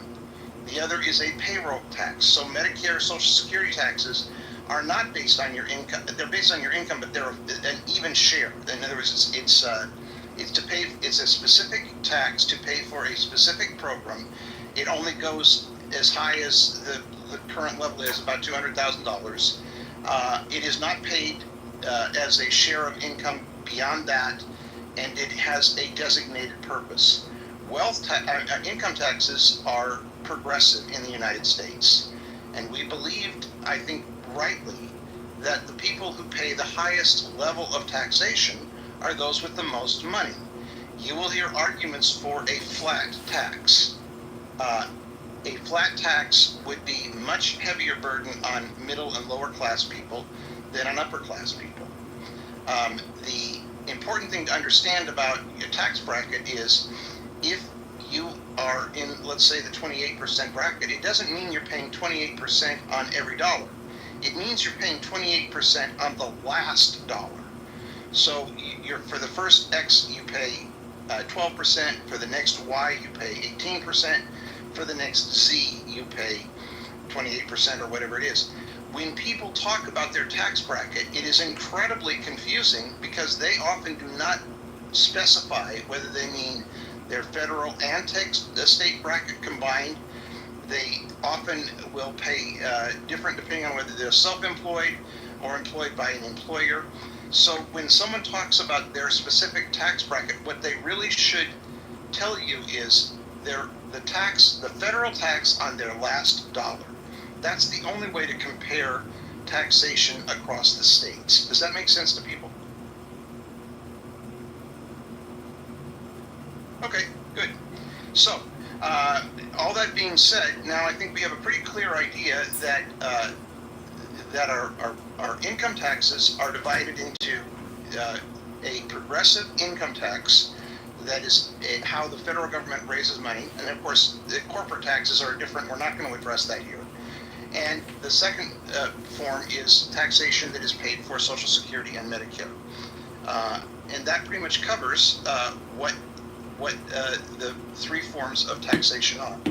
Now, Anson, do you still want to make your point about your problem with wealth taxes? Well, specifically the inheritance tax, and it's the standard argument. If my family owns 2,000 acres of farmland, and you lower the inheritance tax, the threshold of where you have to pay inheritance tax, then in order to pay the tax, I have to sell the farm. No, you don't. You have to buy life insurance. You have to plan for it. In other words, you're making the Rush Limbaugh, I think, very unintelligent argument that if you haven't planned for it and the government assesses it, that there's something wrong. That's why those of us who sold life insurance sold life insurance. That's one of the reasons. But to buy a $3 million life insurance policy for the family farm trying to farm 2,000 acres, I can't afford a $3 million life insurance policy, Alan. Well, the farm probably isn't in a person's name, and it wouldn't pay an inheritance tax. If you operated a 2,000 acre farm, Hanson, you should be doing it as a business, and I can't imagine that in a world full of financial services, nobody's approached you with the conundrum that you have a huge taxable estate and you didn't know you would have to pay premiums for a period of time to have insurance at the time of death. Well, I worked in financial services. If it's a new business you came into in retirement and you kept to yourself and nobody told you, it's almost tragic. Otherwise, it's an argument, as Alan says, that is not, it doesn't stand the test of the financial services and all the wealthy people that are already doing something to account for large inheritances. It's part of the business of being rich. You have to know better. You shouldn't be blindsided by being rich. I can assure you that as a retired naval officer, nobody's approached me to suggest how to manage a multi-million-dollar estate.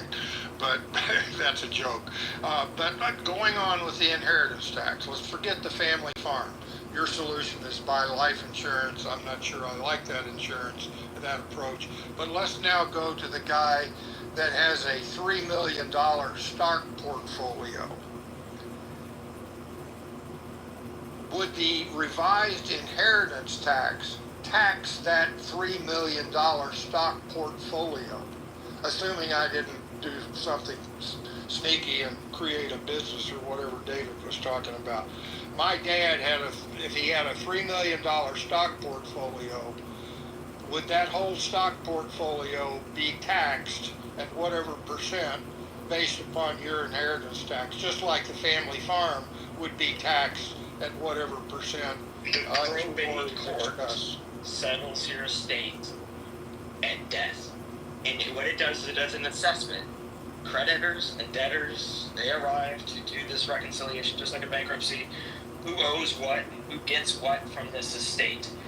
So at the end, the net taxable estate is the size, the net worth of the deceased individual. That estate is what is assessed. Whatever the threshold is. If it's $5 million and this person ended up having $7 million and $3 million was a stock portfolio and whatever was land assets, usually the illiquid assets like real estate, people intend to not do anything like have a fire sale, and they'll sell the liquid ones. So the stock portfolio is part of that net assessment. Okay, so if Dad has a $5 million stock portfolio, and I go through probate, that the current value, today's value, and whatever, the value when the probate ends is $5 million, then I'll have to pay whatever percent the government decides on that $5 million. On the thing over the threshold. So if it's $5 million and the threshold is 3.5, then it's a $1.5 million taxable estate. And you go look up on the table and it says it's a 20% of $1.5 million. Do the math. Okay. All right. I got it. That's the IRS bill. Yep. I got it. I got it. I understand now. Thanks for explaining it all to me. Comport with what you know, Alan? Yeah, that's consistent. And Anson, your point is, I think, an example of why I wanted to have this discussion. Because for 20 years or more, people listen to an idiot like Rush Limbaugh, a complete, total idiot who had no college education and had very little foresight about what he was talking about. If you own something and you haven't planned for your obligation in taxation at death, shame on you. If the idea is that we don't want to pay taxes, that we just want to accelerate the disintegration of our country, we're on the right course.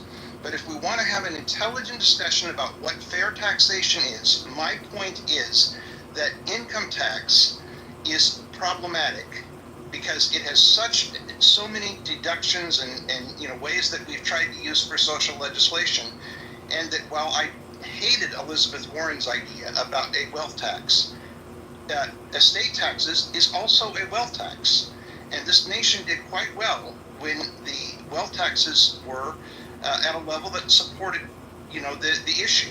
Roger will come in here and say we have $37 trillion of federal deficit. He's right. What the fuck are we going to do about it? And I think that when you have an idiot like Rush Limbaugh or similar right-wing commentators who haven't thought through the whole problem and don't have a better solution, they want to accelerate just the destruction of everything. That's why I say Grover Norquist was a coward. Next week we'll talk about what services we can live without, and I'm perfectly happy to do that. But we have an obligation to pay off our federal deficit.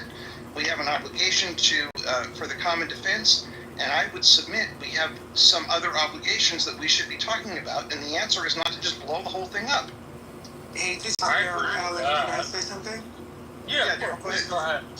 Yeah, I was gonna say to Anson's example as well. If it's purely stock, you can actually gift stock to a beneficiary. You don't actually. It doesn't have to be liquidated. The cost basis gets adjusted. I forgot what the phrase was. It's stepped up. Stepped up basis.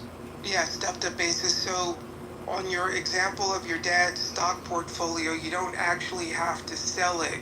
You can gift it. You know, there used to be this phrase when I was on Wall Street. It was make, borrow, die, right? The idea being that once you make enough money and get to a certain level, you spend a lot of time just borrowing because there's a lot of institutions that will loan you money. Like in your dad's case, Anson, they might actually, you know, do some margin loans against your dad's stock. You know, you're paying back the interest. Hopefully, you know, there's never any calls on any of that stock.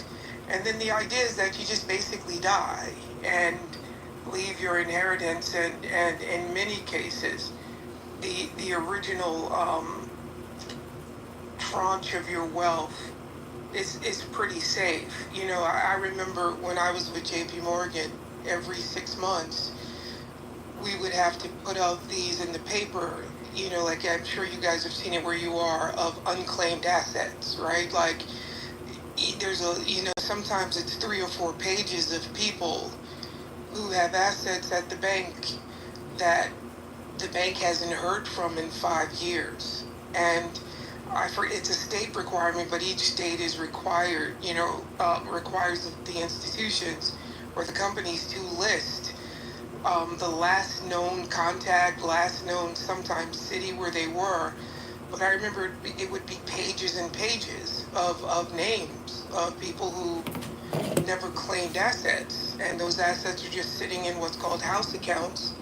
And the state is hoping that you never come and claim those assets because the state wants to claim those assets.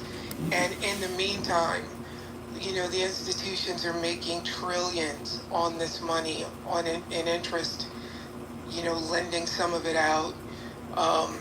It really is a system. To something you said, Alan, previously, with regards to the deficit, this is just my opinion, right? We hear folks saying, you know, it's always we got to cut spending, we got to cut spending, we got to cut spending. I don't understand why no one wants to raise revenues, because I think the idea of raising revenues, that means we have to raise taxes. Maybe not. Maybe there are some other ways where we can raise revenues in this country. Some of it could be taxes. You know, it doesn't have to be individual. Some of it could be corporate tax. The idea that, you know, we give massive tax breaks to companies, and this idea that somehow it's going to trickle down to the individual employees, it has never worked. Trickle down economics has been something that they started talking about, I think, with Bush Sr.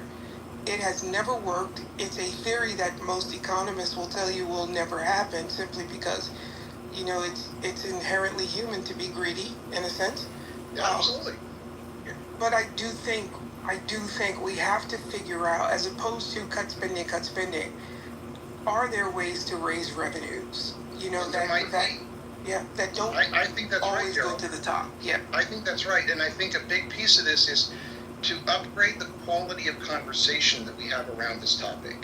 Because most of the time I just hear conversation that is so inane, for lack of a better word, and I'm trying not to level personal insults at anybody, but it hasn't been thought through. And I think we have a responsibility, or at least the media used to have a responsibility, and I think we as citizens have a responsibility to push back on each other and try to come to more intelligent solutions. It's easy to say that inheritance taxes are bad because someone might lose the family farm, et cetera, et cetera. Then bring me a better solution. I think that you know, the benefit to asset taxes, or to particularly to inheritance tax, is that it has the potential to somewhat level the playing field. And I think this is one of the real problems in our country. And if you don't believe that you want the playing field to be leveled, then say that.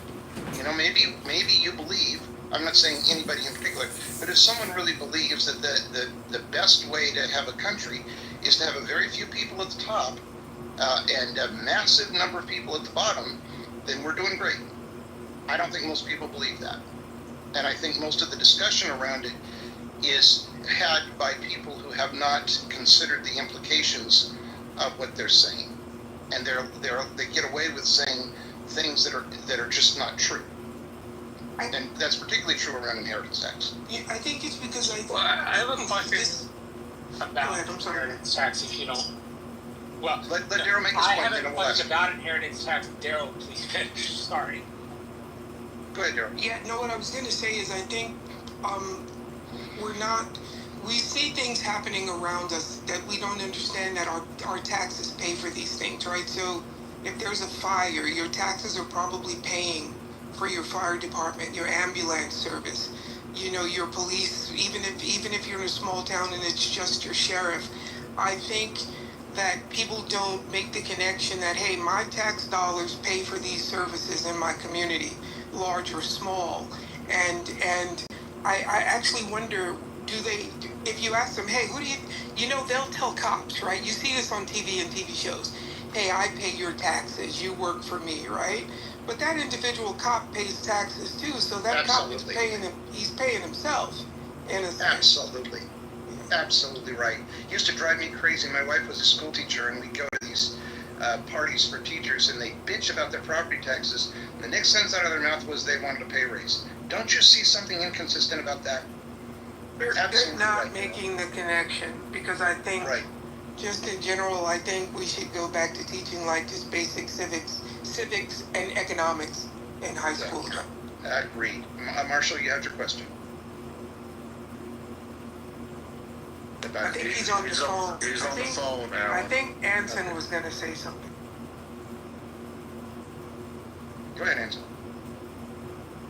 No, I was too busy writing you a message, Alan. I didn't have You can read it. I'm not going to raise the point publicly. But let me ask this question. If we added up all of the income, which would be probably, wealth tax, income each year for each individual, and didn't have a single loophole, would we be able to create, in other words, the billionaire has, no loopholes. He gets his $14 million a year salary as a CEO. He does all of his stock trading, and he has profit. He sells stuff for a profit, etc. If we just add up all that income, figured out what percentage, and everybody pays the same percentage with a threshold that if you don't make up to, say, $100,000 a year, you don't pay any tax at all. Would we be able to resolve the national debt? Daryl, you want to take a shot at that? I would say no, because I don't think there's enough income, even if you add up. I don't think there's enough. I think it's complicated.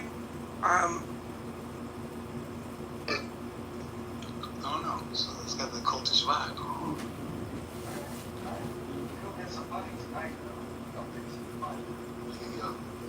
Give you some dollars.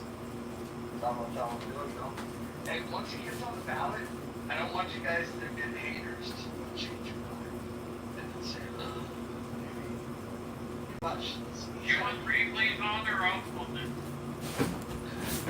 What do you think? I guess off. Okay.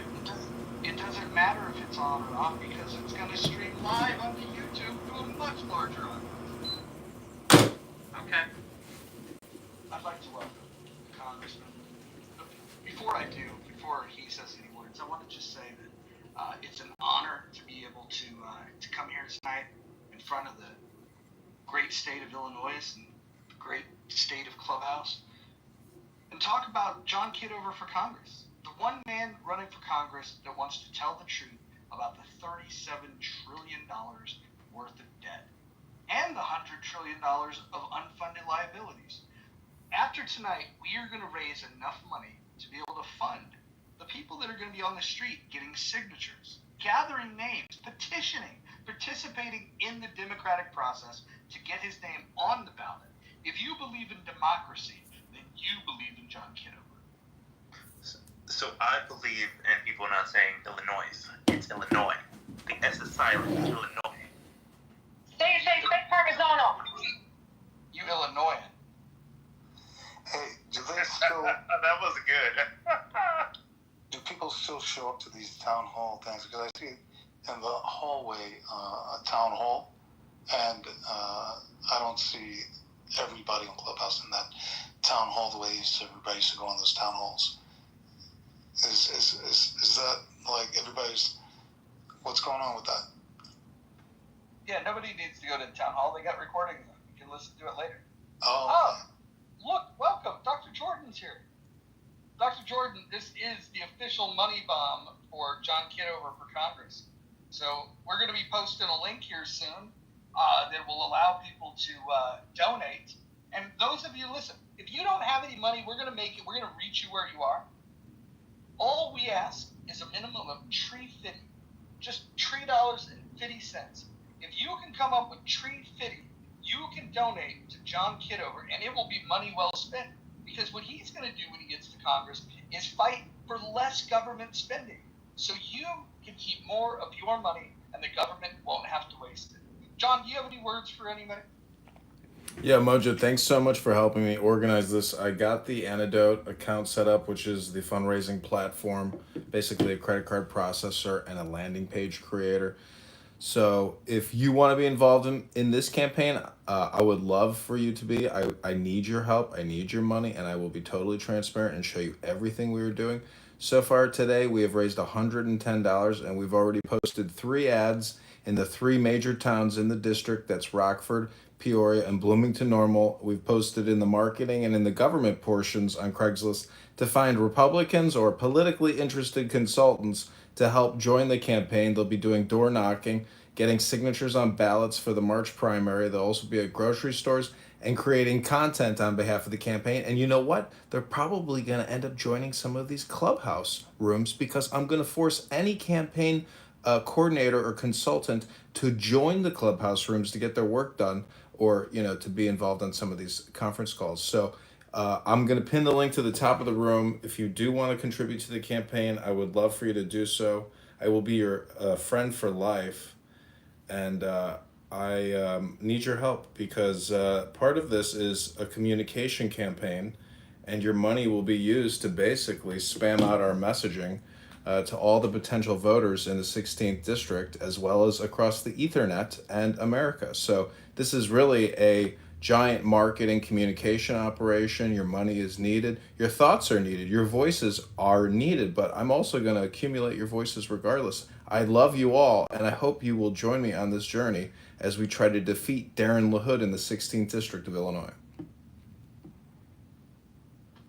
Wow, that was powerful. So I think the way we'll do it is, now that we've got it posted up, we will talk about how much money we've raised every hour. We'll do it like Jerry Lewis telethon style. If anybody wants to, announce their donation plans, that would be great. But yeah, just like Jerry's kids, we're going to be raising money, and this telethon's going to go all fucking night. We're going to be raising money for John Kitover, because we're fed up. We're fed up with the government spending your money. $37 trillion. Did you know that if you were to stack $100 bills on top of each other, it would be a pile 25,000 miles high? That's $37 trillion. I just wanted you guys to understand that, and that is what John Kitover is fighting for. So if you believe that the government is spending too much money, that the government is borrowing too much money, you might want to join John Kitover for Congress. And the way that you can support is you can click that link above, and you can reach into your pockets and you can make a generous donation. Go ahead, time on. Yeah, but Jerry Lewis had a lot of performers come, and I don't know, maybe Nye can sing a tune, maybe Dr. Jordan can sing a tune. There needs to be some entertainment besides you and your humorous self. Oh, we will will definitely have entertainment. I might pick Brad in here who can yell at people. He was doing that, a very good job of that earlier today. It was classic Clubhouse with Brad. We'll get him in here. He'll be yelling at somebody. We're gonna call this Yell for Freedom. I think maybe Mojo, that JB can do some poetry. Maybe JB. How about for every woman that Brad cusses out on this stage tonight, I will donate $10. $10 to the John Kitover for Congress. I'll put in for that. Yeah. Yep. There we go. Also, if you don't like me and you don't want to donate any money to the campaign, that's okay, but we still need your likes, your retweets. Post this Clubhouse room to your X account. Send it to all your friends on Instagram. I know many of you have large social media followings. We need your help to essentially distribute this global message of stop borrowing, stop spending.